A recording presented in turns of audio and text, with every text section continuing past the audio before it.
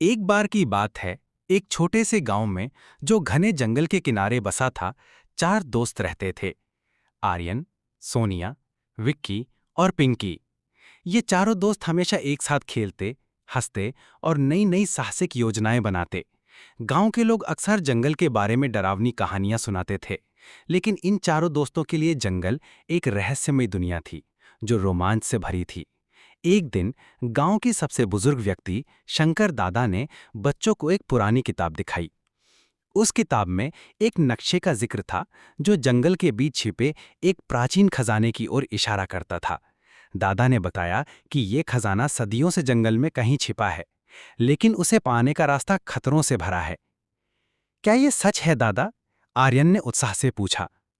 हाँ हाँ। मेरे बच्चे, लेकिन खजाने तक पहुंचने के लिए साहस, बुद्धि और दोस्ती की जरूरत होगी। चारों दोस्तों ने फैसला किया कि वे इस खजाने को ढूंढने जंगल में जाएंगे। अगली सुबह सूरज उगने से पहले वे अपने छोटे छोटे बैग में रोटी, पानी की बोतल और एक मशाल लेकर जंगल की ओर निकल पड़े। नक्शा पुराना और फटा हुआ था, लेकिन उसमें कुछ निशान और संकेत थे जो रास्ता दिखाते थे। जंगल में कदम रखते ही हवा में एक अजीब सी ठंडक थी।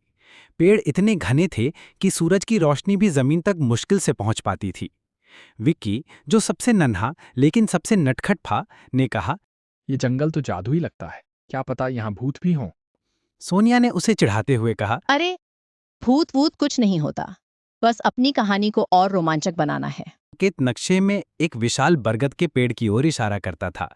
चारों दोस्त उस पेड़ तक पहुंचे, जो इतना बड़ा था कि उसकी जड़ी किसी किले की दीवारों जैसी लगती थी। पेड़ के नीचे एक पुराना पत्थर था, जिस पर कुछ प्राचीन अक्षर लिखे थे। आर्यन, जो पढ़ने में तेज था, ने अक्षरों को पढ़ने की कोशिश की। यह लिखा है, साहस का रास्ता चुनो, डर का नहीं। तभी पेड़ की जड़ों के बीच से एक गहरा गड्ढा दिखाई दिया। पिंकी ने उत्साह में उसमें झांकने की कोशिश की, लेकिन अचानक एक जोरदार आवाज आई, जैसे कोई भारी चीज जमीन पर गिरी हो। दोस्त डर गए, लेकिन आर्यन ने कहा। हमें डरना नहीं है, यह हमारी कहानी का पहला इम्तिहान है। वे गड्ढे में उतरे। अंदर एक लंबी अंधेरी सुरंग थी। मशाल की रोशनी में दीवारों पर चमकते हुए चित्र दिख रहे थे, जादुई जानवरों, उड़ते हुए पक्षियों और एक सुनहरे खजाने की तस्वीरें। सुरंग के अंत में एक बड़ा सा दरवाजा था, जिस पर एक पहेली लिखी थी। मैं हूं वो जो रात में चमकता, दिन में छिप जाता, मेरे बिना नक्शा अधूरा, मुझे ढूंढो तो खजाना पूरा। चारों दोस्त सोच में पड़ गए। ये क्या हो सकता है? सोनिया ने कहा। विक्की ने अचानक चिल्लाकर कहा। तारा, ये तारा है। रात में चमकता है, दिन में छिप जाता है। सबने उसकी बात मानी और दरवाजे पर एक तारे के आकार का छेद ढूंढा। पिंकी ने अपनी जेब से एक चमकता हुआ पत्थर निकाला, जो उसने रास्ते में पाया था। उसने उसे छेद में फिट किया और दरवाजा खुल गया। दरवाजे के पीछे एक विशाल गुफा थी, जिसके बीच में एक सुनहरा संदूक चमक रहा था। दोस्तों की आंखें चमक उठी, लेकिन जैसे ही वे संदूक की ओर बढ़े, गुफा में अचानक हलचल मच गई। दीवारों से अजीब सी छायाएं उठने लगी। ये छायाएं जादुई प्राणियों की तरह लग रही थीं, जो खजाने की रक्षा कर रही थीं। ये क्या है? ये क्या है? शांत रहो, हमें अपनी कहानी में साहस दिखाना होगा। तभी एक छाया ने मानव रूप लिया और बोली। तुमने यहां तक का रास्ता तय किया, लेकिन खजाना केवल वही ले सकता है जिसका दिल सच्चा हो। उसने एक सवाल पूछा। तुम खजाने का क्या करोगे? चारों दोस्त एक दूसरे की ओर देखने लगे। सोनिया ने कहा। हम ये खजाना गांव वालों के लिए इस्तेमाल करेंगे, स्कूल बनाएंगे, गरीबों की मदद करेंगे। बाकी दोस्तों ने भी सहमति जताई। छाया मुस्कुराई और गायब हो गई। संदूक अपने आप खुल गया। अंदर सोने चांदी के सिक्के, हीरे जवाहरात और एक प्राचीन किताब थी। किताब में लिखा था कि असली खजाना दोस्ती और साहस है।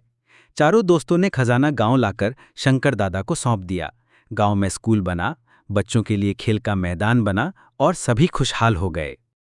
समय बीतता गया और उनकी कहानी गांव की एक अमर कथा बन गई।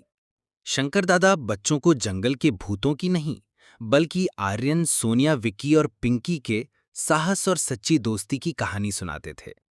खजाने में मिली वो प्राचीन किताब अब उनकी सबसे कीमती धरोहर थी। अक्सर शाम को वे चारों उस किताब के पन्ने पलटते, जिसमें न सिर्फ ज्ञान की बातें थीं, बल्कि कई और अनसुलझे नक्शे और रहस्य भी छिपे थे। उनकी आंखों में एक नई चमक थी जो कहती थी कि ये तो बस एक शुरुआत थी। उनकी दोस्ती की कहानी और उनके साहसिक कारनामे अभी खत्म नहीं हुए थे।